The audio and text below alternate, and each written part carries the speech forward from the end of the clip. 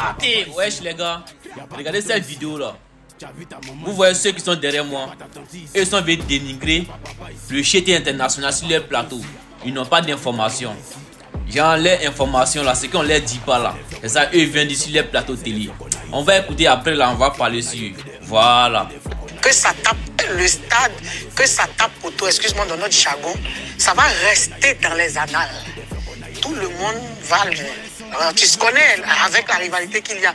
Il sait que aussi il y a beaucoup, comment on appelle ça, il y a beaucoup de personnes qui se plaignent du fait que Imra aime beaucoup les playbacks quand il est en concert. On en a vu au stade,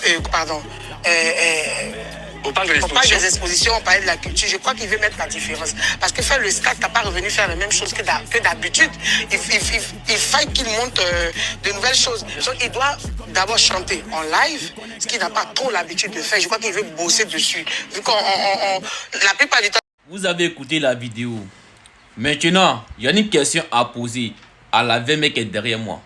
C'est à quel moment Imra lui a dit, lui sait pas chanter en live.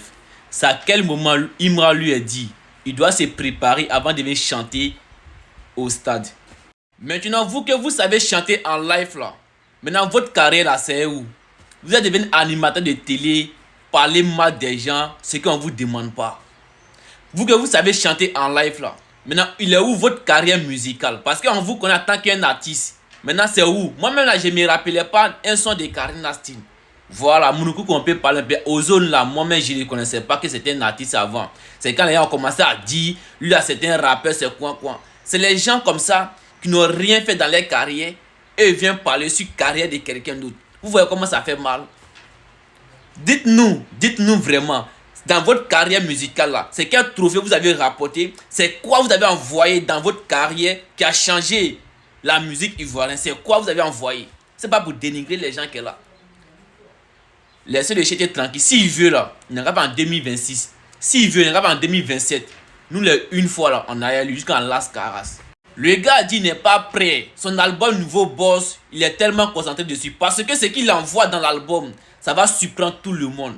Voilà, il serait plus chété de France, Côte d'Ivoire, non. Il serait international.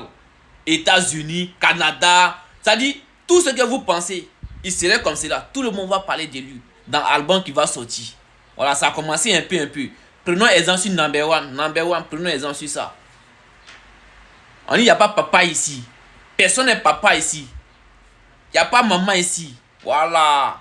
Il n'y a pas papa de quelqu'un ici. Donc, si vous faites les trucs là, on va vous allumer. Une fois, kamikaze, donnez-moi votre avis en commentaire. Il n'y a pas tanti ici. Il n'y a pas tonton.